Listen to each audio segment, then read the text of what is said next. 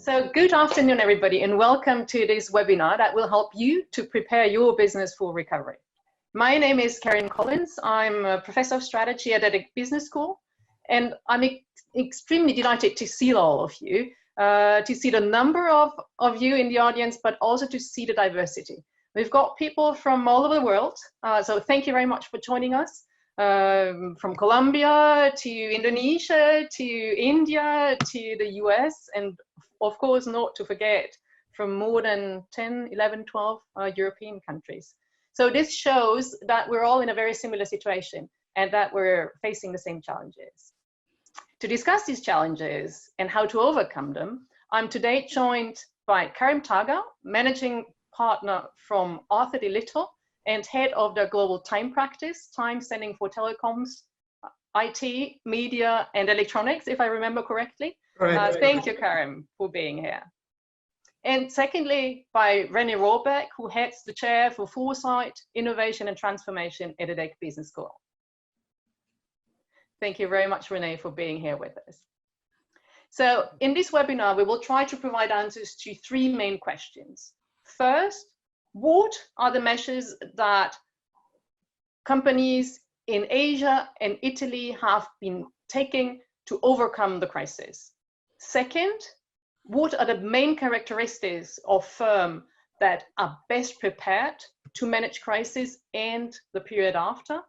And last but not least, what are the concrete actions that you can take right after this webinar to prepare your business for recovery? Now, there will be an ample Q&A after the discussion with Karim and Rene, and I would ask you to type your questions into the public chat. Start right now. As we go, we might be able to answer some of your questions during the discussion. There will also be two polls. I would ask you to reply swiftly to them so your responses can be taken into account. Let's get started.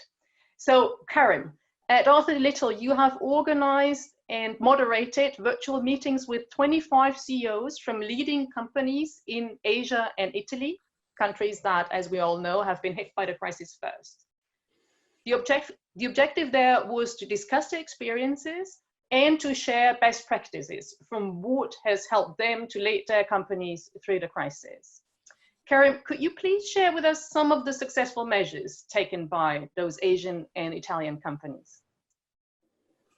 Well, good afternoon, ladies and gentlemen. It's my pleasure to join this seminar.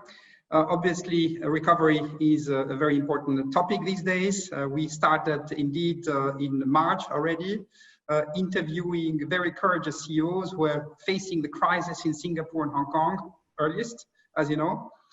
These CEOs were actually in three industries, in the telecom, utilities, and transportation, all representing a very important backbone of the industry.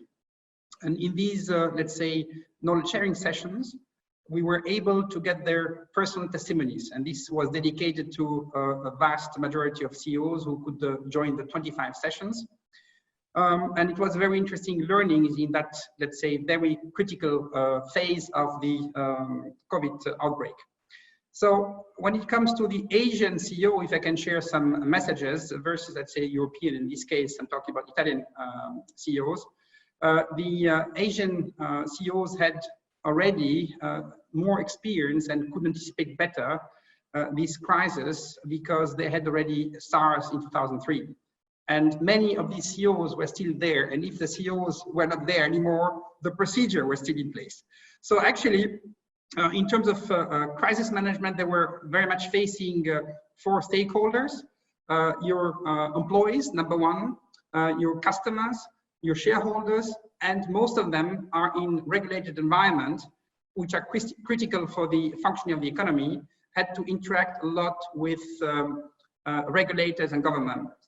So that is something very important to focus so much on, let's say, health issues. I will give some examples in a minute, as well as strong communication with all these stakeholders.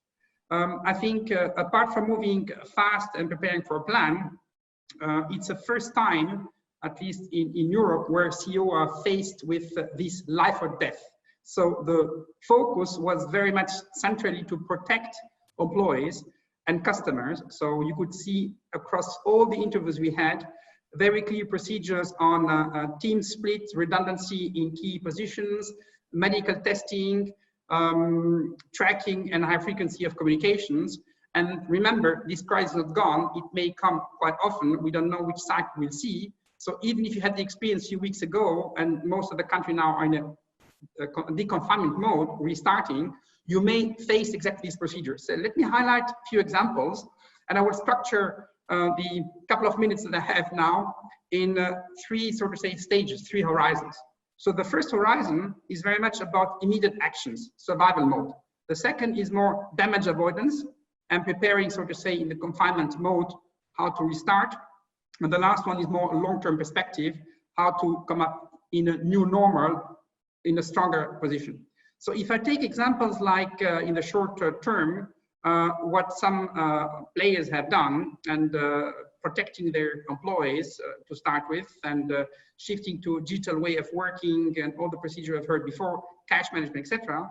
Let me give you an example of APM terminals, which is one of the world's largest comprehensive port and network. Clearly, they had mapped all the processes of their entire operations. They knew exactly how to ensure business continuity. So one of the key messages, secure and know exactly where it's required to have your business continuity in terms of operation. So each function was split into different teams. So not only geographically, but also shift-wise, time-wise. So basically, even if your operation that doesn't deal with shifting, let's say, teams, like in a factory, any normal business had to learn how to do that because you need to manage the physical distancing, right? So that was one of the major learning as well, how to rethink these processes. Due to the rapid spread of the virus as well, you had to consider and anticipate that some teams, if one person get infected, the whole team, the whole operation would be wiped out. So you really needed to focus on, let's say, ensuring the redundancy of your operation and securing the continuity of the business. Others, if I take StarHub in Singapore, as you know, StarHub is one of the major telecom players. In the life of a mobile operation, selling smartphones is a key event in marketing. So imagine you prepare, let's say, an emotional campaign to launch with the Samsung, with one of the major vendors, the new campaign of your smartphone, and all of a sudden, all the shops get closed down. Retail is just shut down. So they learned and managed how to rethink completely an online campaign, still keeping the emotional part of, let's say, buying a smartphone. And they did the first ever campaign online only, which was very successful. And obviously this in the future will be a quite interesting experience they had so far. I can go on and on with other examples of the Italian, let's say, energy operator who had to learn. Maybe, Karim, let us look at the other horizons that you've already mentioned. Sure. Because as you know, most of us are in situations where companies have already dealt in the last week or two with the survival. Yeah. I think all the measures I was mentioning so far in the short term will be repetitive. Oh, I agree. Yeah. Shutting down a plant for the, let's say, energy operator in Italy will come again because nobody can anticipate the demand. You need always to adapt to the demand that is coming, and shutting down factories and restarting them will become part of the new normal, right? This leads me to the midterm, let's say, learnings we had around the recovery plan, making sure, for instance, that you have a strong scenario planning that is in a dynamic model. We could see that the operators were, and the different players had to rethink completely the inventory management, anticipate with artificial intelligence and machine learning when they can restart the operation. So that was not done by looking, so to say, at recommendation of the government. Each of the operator or player were looking at their existing, so to say, footprint and how they would refill and restart the operation with new technologies, anticipating how the capacity will evolve, either number of people in the shop or in the call center. And last but not least, and I will spend more time later, we will talk more about the long-term preparations, which are rather focusing on transformative measures as well as investment horizons. As in any crisis, you need to look at the 3 horizons simultaneously, and I will come up with more examples later on. Thank you very much, Karim. So what we've learned is basically the successful companies have managed in parallel 3 different horizons. Survival focus, what do we need to do in order to continue operations? Damage avoidance, how can we make sure, how can we ensure business continuity? And last but not least, a long-term focus, what are the actions that we need to take today in order to make sure that we get out at top once the crisis is over? So now we would be interested to hear from you on how many and on which of these horizons you or your company focuses today. So here comes a little poll, and I would like you to let us know whether your company is still just focusing on survival, whether you have the chance to look at a bit at the midterm damage avoidance, or potentially, as those Asian and Italian successful companies, you're thinking in all 3 time horizons.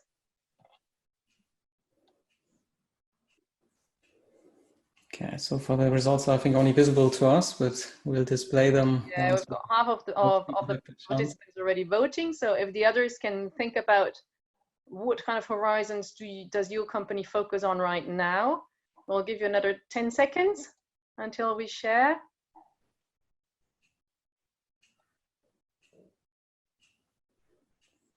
Okay.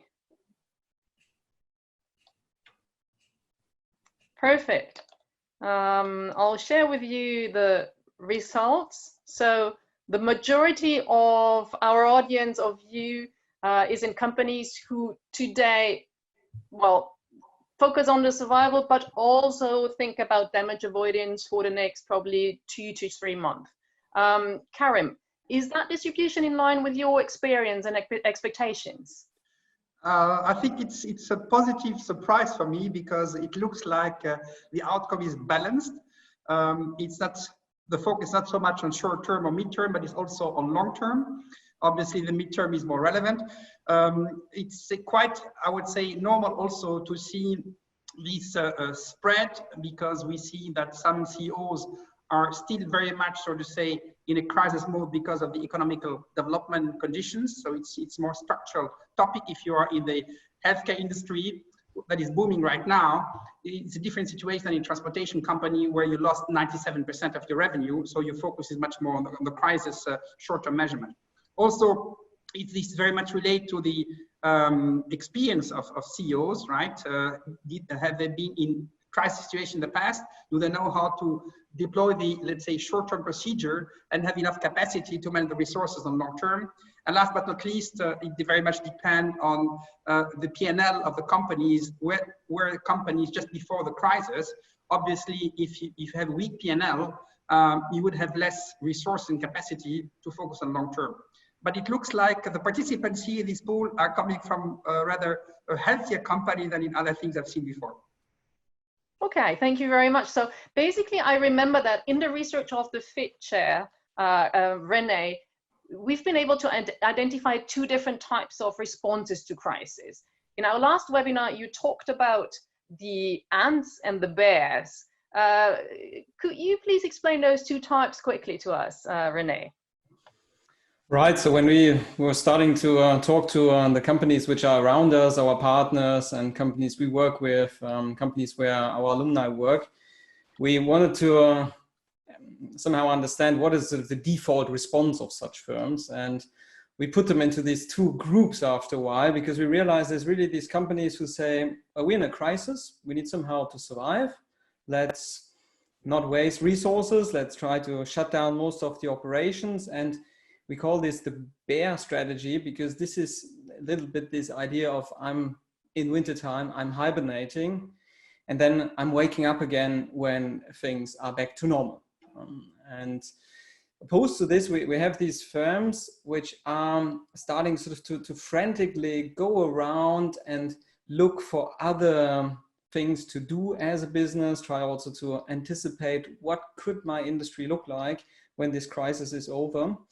And we call this the ant strategy because ants, they do that basically all the time. So when you look at an ant colony, then you would find that 70% of ants would be typically going after known sources of food, while some other 30% are seemingly randomly walking around in order to potentially uncover new sources of food. And for us, this has something to do with the overall leadership view on the crisis, what they expect, and also what they then communicate.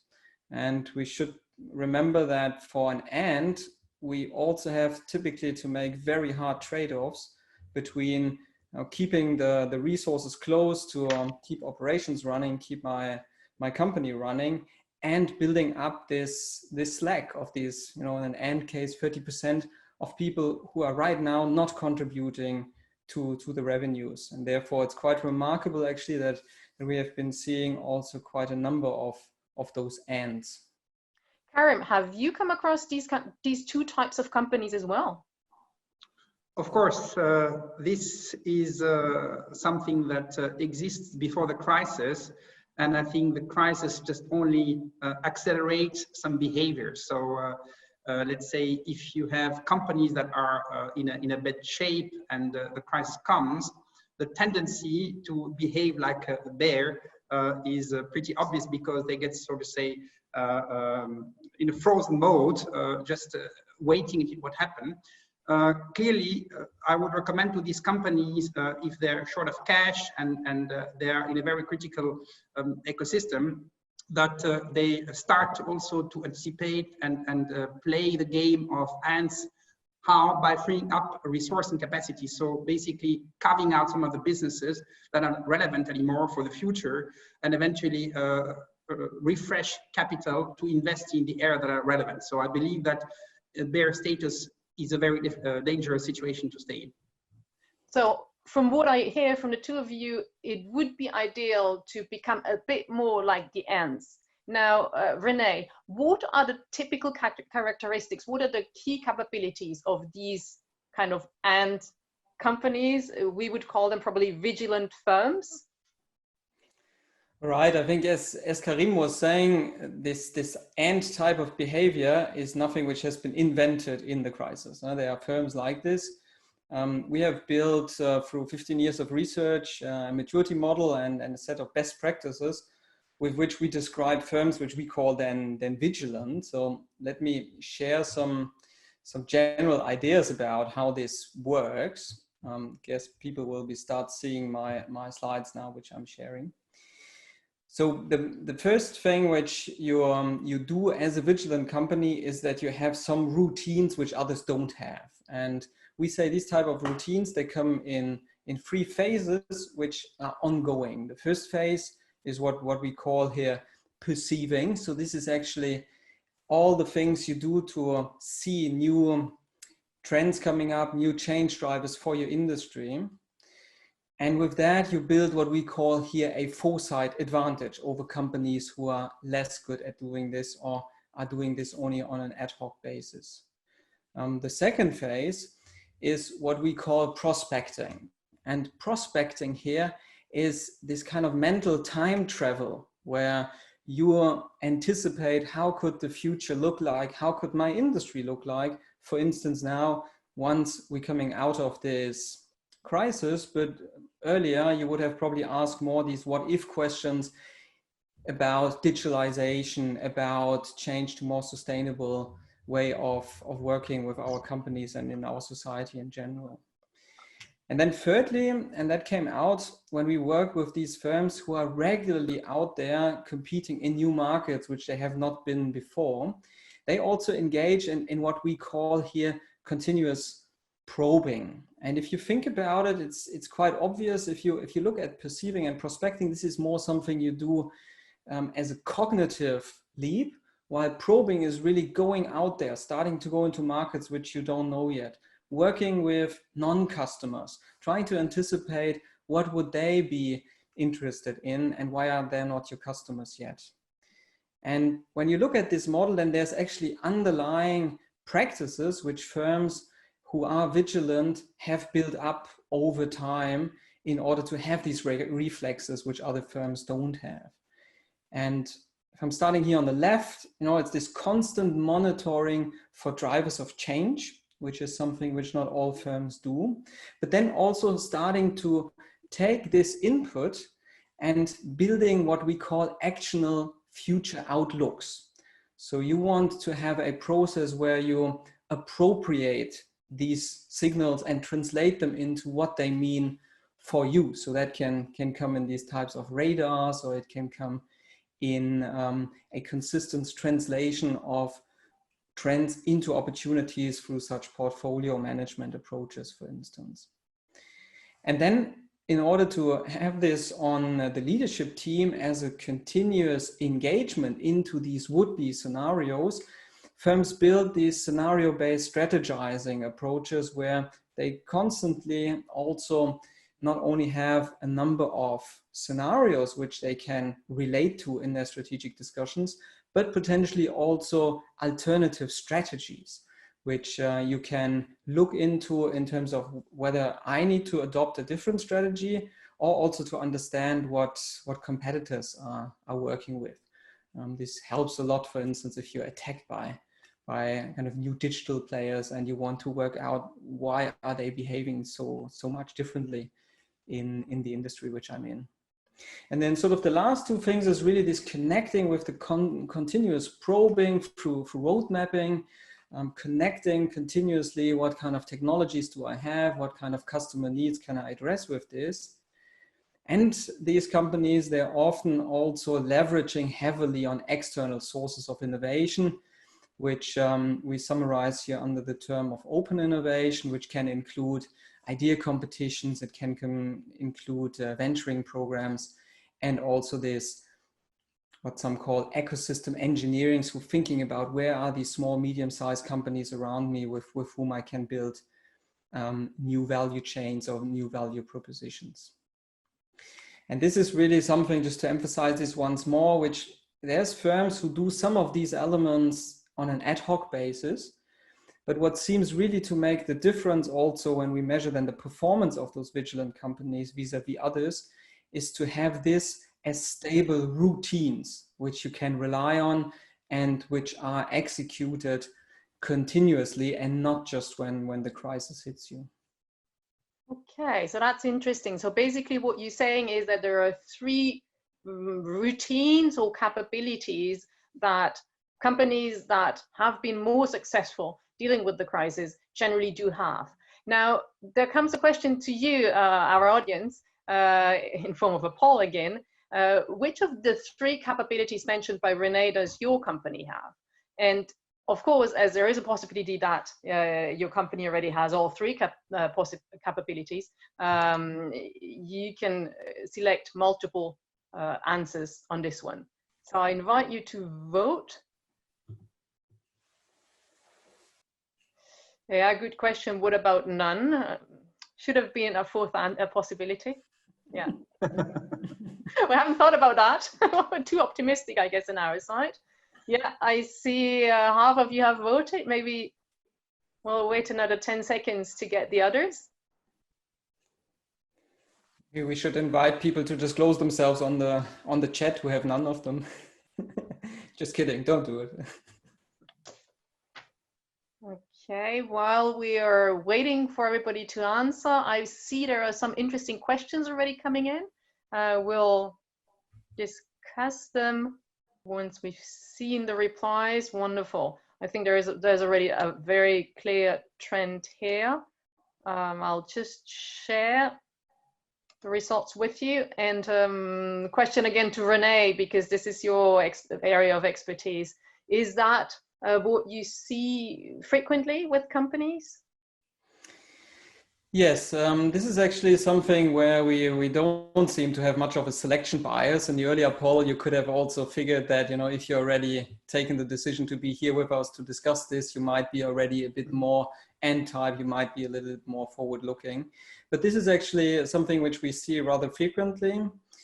And combines also nicely with the question which Emmanuel here asked in the chat about, can we expect that once we're under pressure, we do actually less prospecting? And this is what we also see very much in our longitudinal studies when we ask which firms are in the long term more successful. And these are the firms which build up routines which are stable in order to, basically bring new opportunities to the attention of top management, to decision making, to investment decisions all the time. And in sort of a first crisis response, it's quite normal to keep your cash close and work with that. But what has also been emphasized by Karim earlier is that you have an interest to actually separate your type of planning, that you have some emergency teams, but then you have also the midterm teams and the long-term teams. And what we see here is, of course, the reflexes which you as an organization have to really play this long game. And the bad news sort of for the people who say, well, I'm already good at perceiving, I do some prospecting, is that most likely if you're not doing this probing, you will hit the wall of your top management team not taking the decisions because they want more tangible proof. They want to have first customer feedback. They want you to already, in a market have been successful. So it is important to get actually this, what we show as this circle there, up and running and keep it alive no matter what is currently your state of profitability or of health. Okay, so from the discussion up to now, one important learning is that you should try to develop and certainly not stop the three activities or routines of perceiving, prospecting, and probing in order to assure the company's long-term success. Now, concretely, and I would ask Karim again, based on his experience from Asia, what measures do you recommend that companies take now to emerge as winners from this crisis? We're not limited only to Asia. Actually, I see a lot of innovation happening in Europe as well. And I see, coming back to what Rene was talking about, perceiving, perspective, and probing, I believe that the perceiving right now, thinking of anticipating trends, and you were talking about also having your radar and opening up, looking beyond your plate, a lot of opportunity for two reasons. One is your customer needs are changing. We are in a crisis and people are changing behavior. If I take my industry, for instance, people are consuming 50 to 80% to 100% more voice services, data services, video services. People are distanced. Grandmother cannot meet the grandchildren. So operators have come up with a tremendous number of new ideas created by these new needs and adapting with agile methods to come up with new services, right? Which only have a limited impact in the incremental cost, but creating a lot of value to their customer segments. So the society has changed, and in every industry you can adapt. We were getting lessons learned from the major caterer belonging to Dutch Lufthansa. They are catering 50 carriers. That business doesn't exist anymore. So they changed the catering business to completely new segments. Probably hospitals? Exactly. Restaurants, etc., etc. The standards are different, obviously. So you need to jump on immediate changing needs, and you have to recognize that. Second, there is a huge opportunity in adjacent market as well. As your core business is impacted, you have to look at ecosystems, and you need to reinvent yourself in ecosystems. And there we can see immediate action that were taken by operators, and I will give some examples later on. Like Vodafone launched a couple of days ago, IoT sensitive cameras to detect the temperature of people for to protect, so to say, for the next, let's say, wave impact if there is a second outbreak of so anticipating now for the needs of tomorrow. I can give a further example where Telia has created a platform, a product. It's for the moment POC, where you can do remote diagnosis of COVID. So the patient and the medical staff that don't get together, you can diagnose a lot with sophisticated tools and without this physical distancing, reducing hugely cost on all the protections that you need for the medical staff. So these are newly emerged, let's say, needs, but they may sustain for the next years. You may continue. I think, Karim, you're already responding to one of the questions from our audience, from C-Boy, who works in marketing in the food industry and would love to hear about concrete examples of companies who managed to redefine their offer. So we've heard about some companies that have adapted the offer to newly emerging customer needs, and we are all aware that some of those needs are actually going to remain, because we will not go back to the world as it was before the crisis, but probably teleworking is going to be a more important part of our daily routines, and so will be other changes we see in other environments. We've just had a discussion, or I've just had a discussion yesterday with the CEO of a French food company, and they said that they had also adapted their offer in order to be more visible in the drive, because that's what they've seen. They've seen lots of growth, of course, and they consider that that's something that will be here to stay. And looking forward, so that's already preparing for recovery. Based on the belief that purchasing power is going to decrease due to the crisis, they have launched lower or cheaper, less expensive brands to make sure that they profit or they optimize their offer to suit the needs of the new normal. The question also includes how do we have examples, I'm sure you do, Karim, of companies who've changed how they operate because they believe that the new way of operations is going to be more successful in the future? That is a long-term perspective of a structural change. You take the opportunity to push things that were always blocked into the company because the need was not seen and accepted by everybody. The change management aspect is much easier today because it's hurting, so you have to do something different, but this is more long-term perspective. I just want to come back to your message, which is a very important one.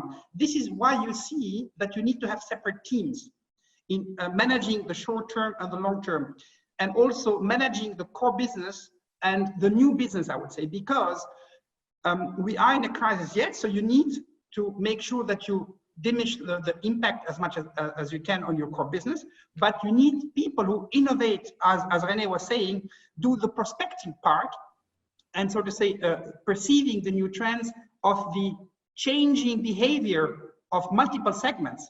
And that has to be done by different people.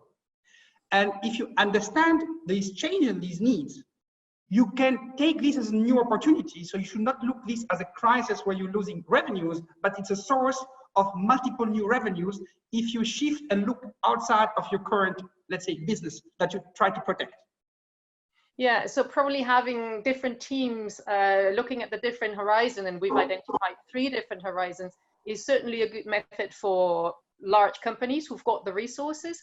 What we've heard from this CEO of the French company that I've mentioned before is, well, he doesn't have the resources of this decision takers or put decision takers in various teams, and so what he does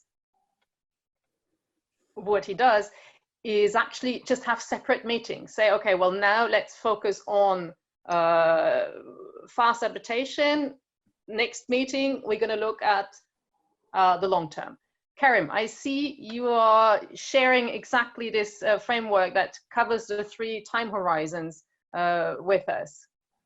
Yeah, I already highlighted a bit on these 3 horizons. I think you building on that.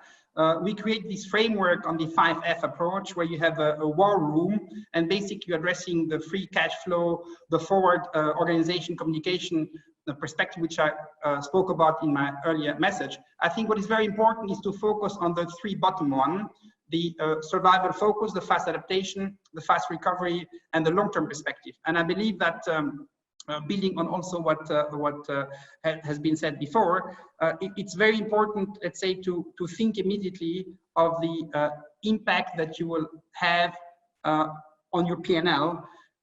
Make sure that you know which of the customer will get impacted. So bad debt is becoming a major issue you need to focus upon, but also your supplier. So rethinking your supplier perspective there, and reconsider how you position yourself and you build that.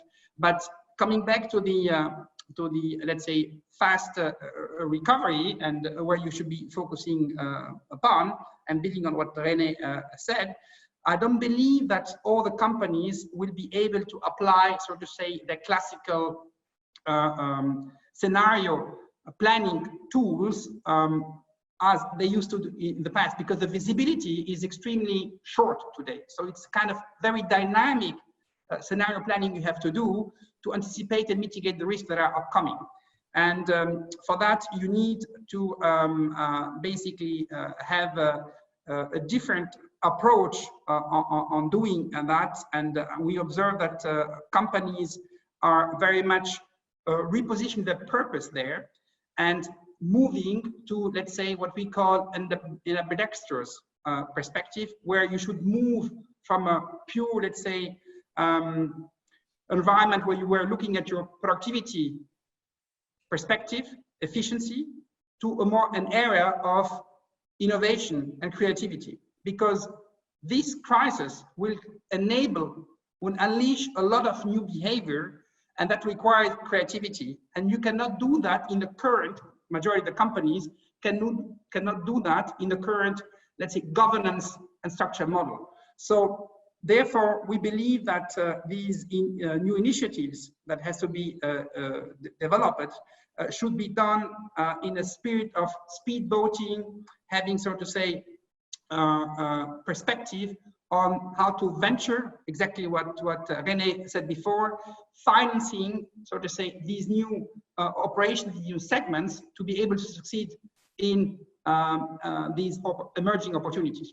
So if I look at the, let's say, long-term perspective, and I have another slide for you here, and that's why I wanted to give the examples in more details later on.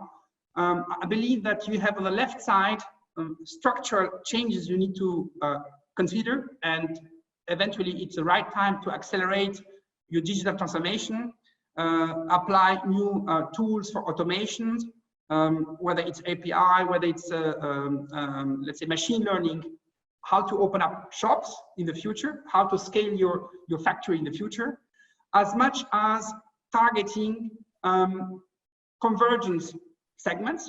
And I gave some example before where a telecom company is addressing healthcare needs today, where a telecom company like Vodafone is providing services for the public safety, enabling camera to be more intelligent and adapted to the current, let's say, virus issues we're facing.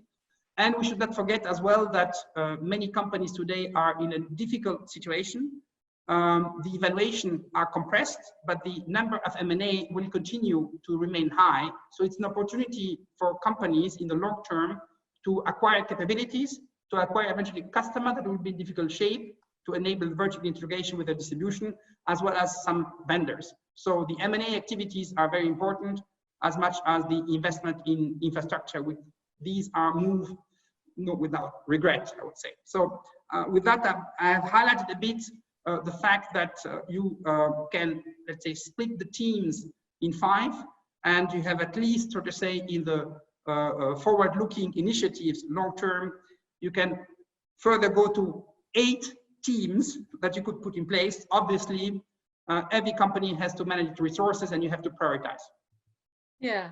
So thank you very much for providing also those very concrete examples for what you can do, or what you recommend to a telco company to fast forward, to, well, prepare the future. Last question to both of you. And now this is really to provide very actionable recommendations to our audience. What are the 3 action points that everybody should put on top of their to-do list after this webinar in order to prepare the recovery of their business? René, 3 points. Right, I think the first one, which we really emphasize, is that you need to have a discussion in your leadership team, or also in the team in your functional unit, about what is the key drivers of uncertainty, because this is where both sort of the risk and the opportunity is hidden. And we emphasize some scenario thinking to do so. The second thing I think relates also very much to what Karim has been saying about this uncertainty in your operations and your interfaces, for instance, to your customers. So make sure that you build a much more open and much more two-directional channel to your customers to understand what is really what they need. In the telecommunication, more bandwidth is probably an obvious one, but there could be a whole lot of other things which you can enable through technology, which could really make the life of people better. And I think the third thing is really this resilience by taking a new look at your transactional environment. So all these companies and individuals around you, which may be in trouble and which may bring this entire value network to stress or to collapse even, which normally you would simply expect the market to take care of for yourself. So if one fails, another comes up. But now is really the time to build resilience by getting this stakeholder or transactional environment dialogue going. Okay, thank you very much, Rene. Karim, 3 very actionable points from your side, which relate to most of us in the audience. Clear. Short term, more responsibility, broader responsibility. It's clear that we've been saying that so often, but social distancing will be for a while with us. So you need to readapt your flexible way of working with your team, and that has to be done at every level. And you take a new responsibility now, how to deal with your teams in any business at any level of the organization. And this is a very serious and, so to say, new ownership, I would say, that expands your leadership skills. Second, I would say it's more on the medium term. I was giving the example of launching new services online. There are a lot of opportunity that now should be tested. People are getting to know how to use, let's say, different channels, virtual channels, to get advice, to buy services. Make sure that you push this to the maximum. And last but not least, my shopping list. Today, there are a lot of opportunity out there in the market. Carve out, sell some less relevant businesses, but make sure that you invest in the new area. And with that, I would say, push the transformation button that were always difficult, let's say, to implement. Today, you can do it. You have good reasons to do it. Thank you very much, Karim. So we'll start, and we're now ready to answer the many questions you certainly have. I already see some in there. So we've got Luis Fernandez, who is asking, how do you foresee the recovery for the automotive industry? And here I would ask that, Rene, you've worked quite a bit with that industry. Do you expect consolidation? What is your guess there? Rene, you can have it.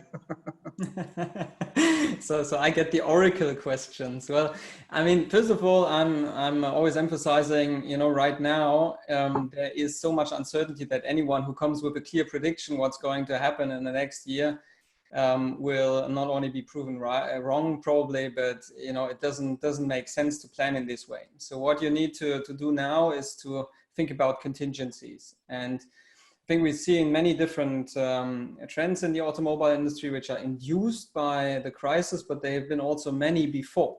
So even before, you know, we see a much more flat competitive landscape when we move to electric vehicles, because it's much lower entry barriers to enter into this market.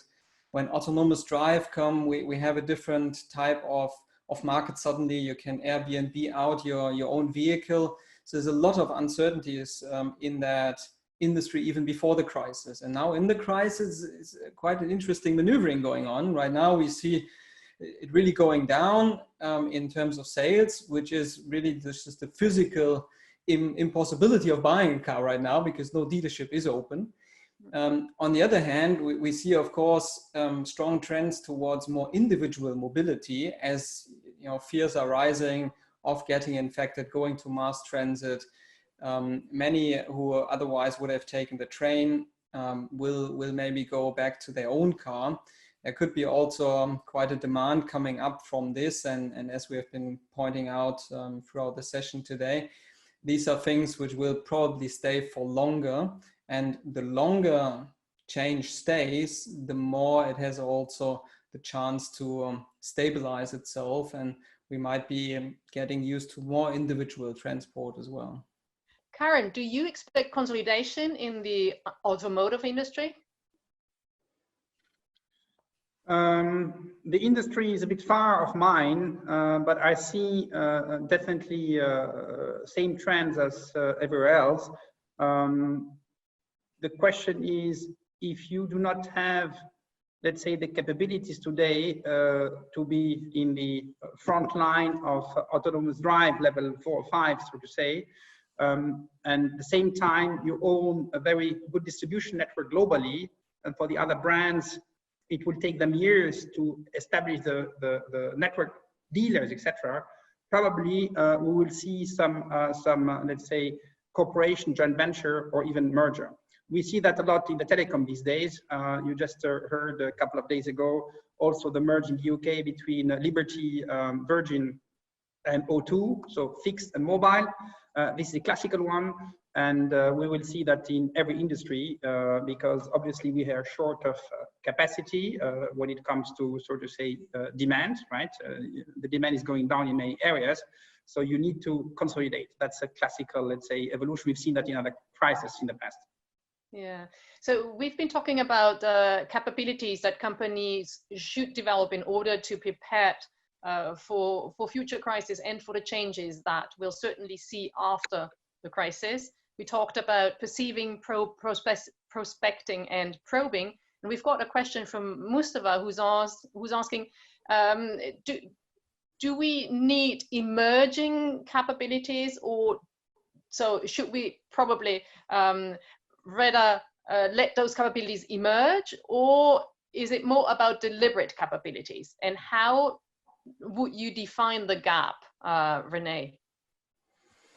Right. I mean, I'm a guy who comes from large companies also in the past, so I don't trust too much into emerging capabilities, because there's often just one link in a chain of command which is missing, which is enough to make the entire capability and the capacity of that capability go to zero. So it is also something which you need to institutionalize to a certain extent. So I would always emphasize that. What we're trying to do also is to allow firms to self-assess themselves. So we built an index where we compare the environmental uncertainty a firm is facing with their foresight, or what we call future fitness index, which is a sum of those capabilities. This allows you to give you an idea of where you stand, and with that also of where there might be then in this handover from information to insight to action, where there might be then the gap looming. And I think many organizations have from the more stable years built up a lot of efficiency. They have been focused on what I think Karim on his slide called productivity, emphasizing productivity over creativity, over slack resources, over thinking outside the box. So many organizations will need to build up much of these capabilities, and indeed we're getting basically daily emails and phone calls asking, okay, how do I build up some scenario thinking in my organization? How do I build up a trend radar? Where do I need to look? What databases should I use? These are all very valid questions right now. Okay, so we've got another question from Tufik, an MBA graduate from EDHEC. Thank you for joining. So basically throughout Europe, he sees there is, we're observing throughout Europe that what we call soft skills are not so soft anymore, but necessary for building effective teams. However, on the other hand side, companies are investing heavily in cloud services, digitalization. What are the challenges you see in the future of human interactions at work? So what is going to change about human interaction due to this crisis, and the probability probably, well, we'll see other viruses coming along our way? Mm-hmm. who wants? Karim. I think this impacts directly my business. Short term, we're not allowed to go to any client physically. The client themselves are building, so to say, capacity. So they will go with 30, 50%, and probably in September, October will be 80 or 100%, perhaps not even 100%. So a lot of companies are rethinking the way they equip their employees in the future with ICT services, train them, and work virtually. And I think more and more, let's say the industry is understanding that probably flying for 1 hour meeting is not really efficient and effective. So with this, let's say, experience we're facing today, the adoption of virtual team meetings and tools and participation, it will become part of the new normal. At least a lot of consultants expect that. And also companies are seriously thinking about reducing by 1/3 the facilities, because they can see that probably part of the team can work at home on Monday, Tuesday, another team, etc., etc. So you will have a lot of flexibility just driven by cost, because we see that the commuting time, the life balance quality will give new energy and will enable to work much more efficiently. So this is, I would say, as we call it in the scenario planning, a mega trend that will come. So you need to prepare for it in your business plan. That is very clear. On the other side, I see that there are fantastic tools that are being developed right now. And we are able now, as a consultant, typically you are in a room with multiple people, you have multiple rooms to manage workshop in parallel. Today, it's unbelievable how well you can reproduce that with products that have emerged and that are more adopted now, called Mural, for instance, or others, where you can basically set up multiple teams virtually, and you can see during the workshop how they participate to prioritization, to idea creation processes, etc. Everything is recorded, so you can follow up, you can catch up, and you have templates in the background that shows you the results that are very, very similar to an environment where we'll be doing some drawing and placing your sticks, etc., your post-its, etc. So it's unbelievable how efficient this is, because at the end of the workshop, you get all the results in a PowerPoint format, whatever format you want, all the data, by whom it's coming, how it was processed, etc., ready. In the classical consulting world, it will take you days to prepare the workshop and days to document and make sure that you have multiple versions of approving the protocol, the report, that everybody accepts the outcome of the result. Here, everything is automated and you get the results at the end of the session. So I believe that this will become part of the new normal, and there is a structural change there.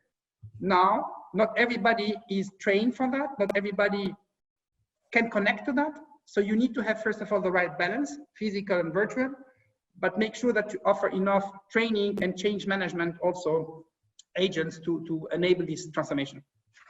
So basically what we've also seen in the education field is that, well, we had to teach at distance for 2 months, and professors who said, well, that's nothing for me, online teaching is not what I want, had to give it a try, and we've seen it does work. And certainly for some students, it's a very good alternative. So these are just examples from the industries that we are from, but probably also in your industries, there are some behaviors that have been necessary for the last 2 months to just overcome the barriers of the lockdown, which will remain, because for some people they just work better. So that's certainly a way where we can adopt our offer in order to optimize it for specific customer groups. Now, we had one last question, and that's the last one because it's almost 4 o'clock. And that was about large companies already working with innovative, smaller, more agile companies or startups. Isn't it particularly in order to navigate through crisis and create more favorable ecosystems that they have been doing that? Asks Christine Koisen, a colleague of ours, Rene. Right. I mean, I think this is something which is a longer trend, that larger firms, they focus on systems integration, they focus on on handling complexity, and innovation is more in the partner network around them. I think this trend will continue, but I'm also very much also want to support what Karim is saying. Much of this will be even tougher because you're not meeting, you don't use your normal social skills, you need to build that up differently. I mean, I've been also partner in a consultancy for a while where we have always been a virtual team. So we're also using all kinds of social collaboration tools and indeed sort of virtual whiteboards, etc. And we have now a template for all the projects which we run, both for physical interaction and for virtual interaction. But virtual interaction needs then to be much more sort of thought through in smaller bits and pieces, like in our teaching is the same. You need to have this interaction mapped out, very efficient, in order to keep people in the loop. And that is, I think, something which we'll see much more now, that we need to build up the skill to pitch your company in a shorter period of time, online, etc., etc. But I have no doubt that we as humans will be adapting to this. All right, it's already 4 o'clock, so thank you very much for participating in this webinar. I hope the insights from what we could learn from companies that have already successfully navigated through the crisis and from the research that we do at the Fitch at EDHEC help you to prepare your business for recovery and for success after the crisis.